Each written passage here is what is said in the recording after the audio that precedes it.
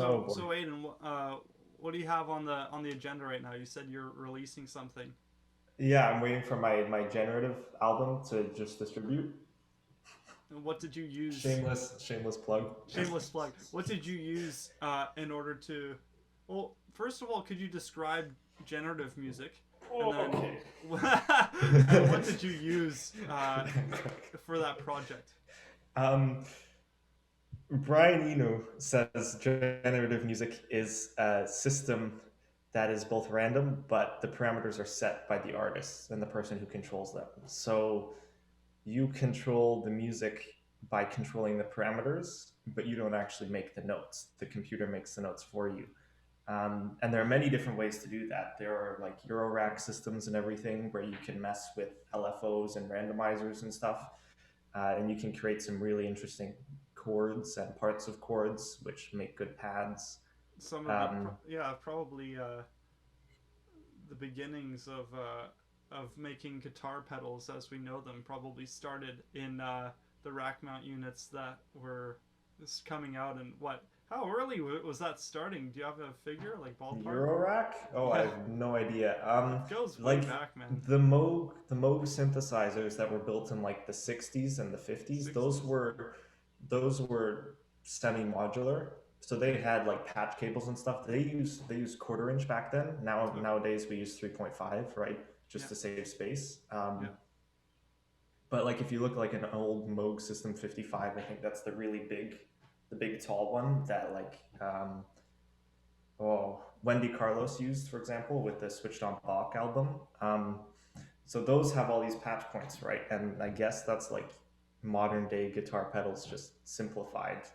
And so Right. you have all the components of the pedal separate, and it's your job to put them together. But it also means you get to put them together how you want. And so you get these really interesting sounds that, if you control them properly with gates and randomizers and things, you get this really interesting generative texture. Um, my thing's a little more tonal than that, though, because I'm not super into just noise music. Right. Um, what mine is the Logic scripter and the Logic gates. The Logic gates inside of Logic Pro X, the DAW.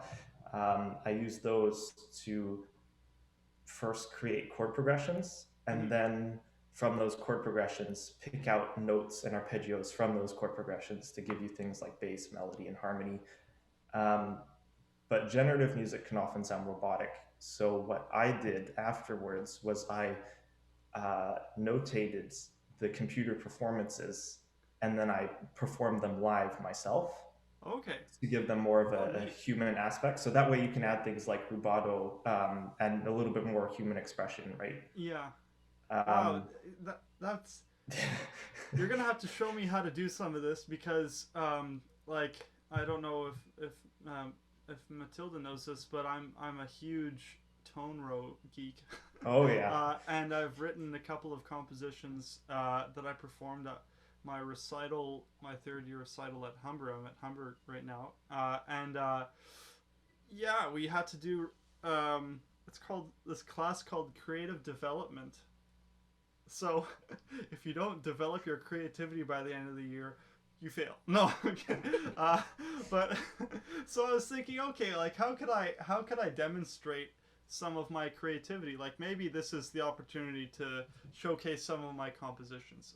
And one of my pieces was written, like all of them were written this year, like for that event, for that performance. But one was one was written by, well, one was uh, interpretation of a Schoenberg tone row. I took something that he wrote and then wrote my own piece with the same row, and in this case, it was a 6 note row. So instead of it being 12 note, or if you want to use the Greek prefix, this is where it gets really cool. Dodecaphonic tone row. Then I used a 6 note tone row as found in the excerpt in Schoenberg's music, so hexatonic tone row.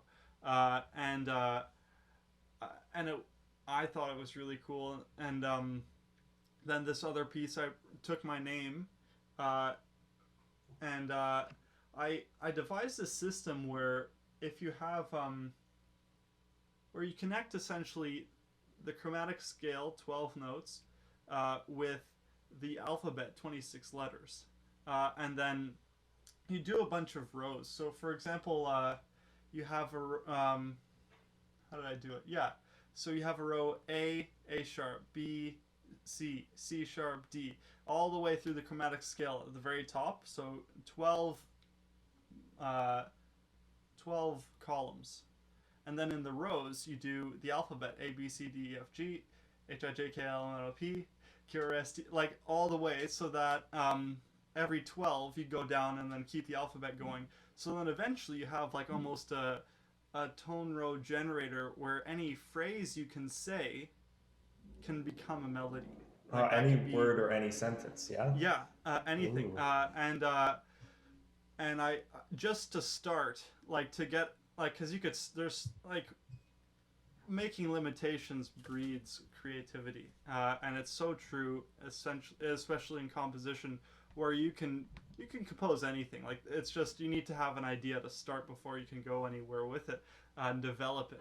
And so to develop that idea, I make the row with a phrase. In this case, Oliver backwards, Revelo. So I chose my name as a source material, put it through the alphabetical tone row generator, uh, 6 notes as well. And then based on where it is in the alphabet, for example, R is further down the alphabet than E, Revelo. So if I start one note, then the next note would be higher in the alphabet, so it's higher in pitch. So then I choose which direction the melody goes, up or down, from that first note based on where it sits in the alphabet. And then I play it and I listen to it. And that's where the artistic input comes in, like, how does it sound? It would sound better if I went down there instead of up. And I, make a melody that I like, and then develop it and put chords behind it, maybe, or play the inversion of it. So, anyways, sometimes I'm always looking for new theories to get my head around, because one thing that really motivates me musically is when I don't understand something. Because there's that feeling of I'm such a hooligan. Like, how could I not know what that is? Like, I'm a musician. I've been a musician for so many years. How could I still have my head in the sand when it comes to I don't know tone row harmony? So then it's sort of my passion to pursue and finally understand what I first didn't understand, and by that growing, and a lot of the music which is really hard to understand is tone row music. So I've found myself in a sandbox there where I keep looking for stuff and finding cool stuff, but making my own stuff too. But yeah, generative music is this super cool other option, because like it's just another way at looking at creating music. And just like you said, as soon as you had a computer generated melody, then it was up to you to interpret it artistically with expression, with how you would dynamically present that piece, and make it your own. Yeah, yeah. It's one thing to have the theory in order, but then to make it a song, to make it a piece, it requires artistic input. Well, and it also requires embracing the mistakes, right? Like the computer, the way I set it up, it's not perfect. It put out notes that didn't fit the harmony at all, like in a very consonant section, even where it's really just 3 notes, like you've got a major triad. It throws in like the sharp 4 for no reason, but it Okay. doesn't fit because it's not. Oh, what is that? Is that a Lydian? Sharp Uh, 4? Yeah. Yeah. Yep. yeah, or you Yeah, could You've it's got an not in a above Lydian. tone row. Yeah, or it could it's be like it could be a triad on the 7th scale degree. It could be a diminished triad with flat 5 alternate. yeah, perhaps, but so It I'm not wasn't skilled fitting at what it you're yet. going for. No, because I'm not skilled at this yet. So I stuck to slightly more simple harmony, and I mean, there's Mm. nothing wrong with simple, right? It's nice and pleasant and relaxing. But it means that when the computer lets notes like that through, they sound very odd. Yeah, it's really And I well can think of placed. like I can think of two particular examples where it just stands out. And I, of course, me transcribing it, I have to play it like that when I'm recording myself playing. So it sounds like I'm playing mistakes, but you kind of just have to embrace it, Yeah, and perhaps it's it's a what. peculiar feeling, Yeah, it's a rough whole new around the meaning edges. to playing the wrong notes, I guess. I think another thing about ambient is that uh, Brian Eno, big influence in that genre. I think when he composed music for airports, I don't know if this was his philosophy for ambient music as a total. Like I know a couple of people who could tell me more who are huge Brian Eno fans, um, but I thought that on top of well, I thought that one of the elements as well of ambient, on top of those that you mentioned, was that uh, you can have it as background music, but if you focus and listen to it with a little bit more intent, more energy when you're listening to it, then it won't leave you disappointed because like it actually does have something of quality, something of content there that is musically satisfying, but not so overwhelmingly full of content that it takes away from the environment that you're in. So like as an alternative to what was it like mUsiC, if you have ambient music, then it'll be calming. Like the whole idea is that you go to an airport and you're worried because what if I miss the plane? What if I forgot my luggage? What if it never gets there? What if I don't get past whatever, don't get past security? So if you have ambient music, okay, everyone's calm. Don't need to worry about that. Like it's already stressful as it is being 3,000 feet in the air. Uh, this is an idea of like get people in the right mindset, and then if they want to listen to something, then if they actually listen in, then they'll enjoy it.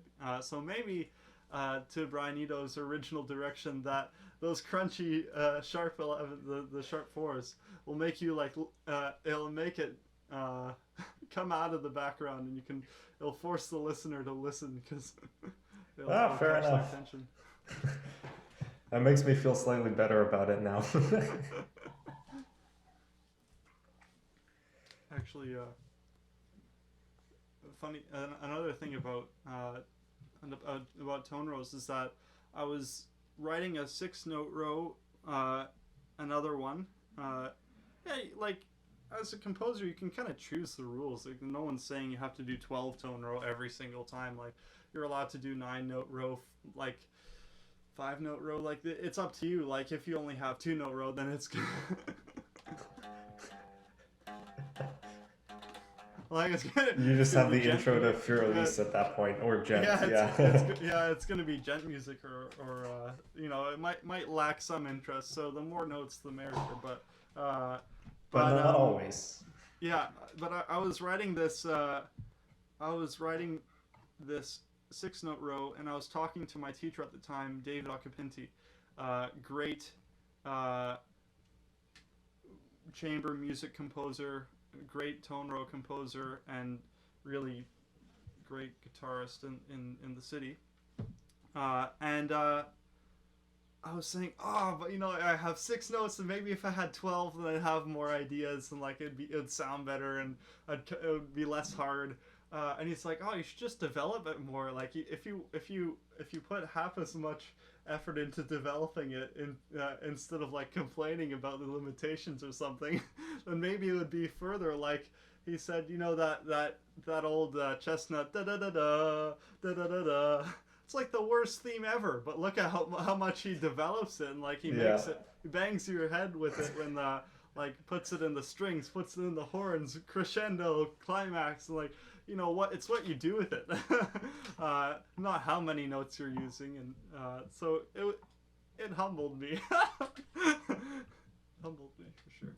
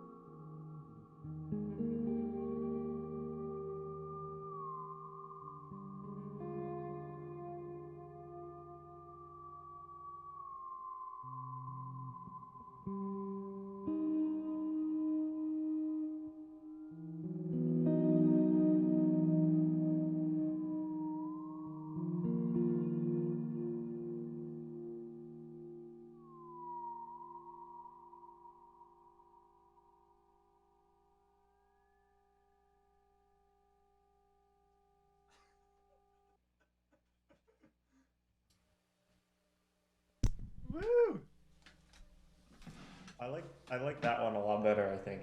Me too. Me too. Oh, your effects. Me too. Me too. Me Me too. Me Me too, too. me too, me too. I, I don't know, man. Like I felt worse on this actually, but I think it was better cohesively. I think we were all listening a little better. I don't know. Maybe it's because last time was the first time we were playing together, so it's harder to know what everyone's thinking. But now this time around, we've already done it, so we can kind of get an idea get of your what people are logic thinking. out of here. Well, it makes sense. You know what? It makes sense. I think it sounded better as a whole. Still working I on will it. do that. Like, yeah. Every time. Every. This is the first time that I've played with other people in literal months. So that was super cool. I'm glad you did. But Hell yeah. man, it It, was super cool. Definitely, yeah, the second time around, it's a little bit more cohesive. that I feel. So that's good. We've got we've got less than a minute. Do we want to talk gear quickly or time to call it an evening? it's okay. Keep them hungry. Keep them waiting. Yeah. Okay. We'll stay in touch. But I'll Yeah, no worries. yeah, that was fun. Until next time.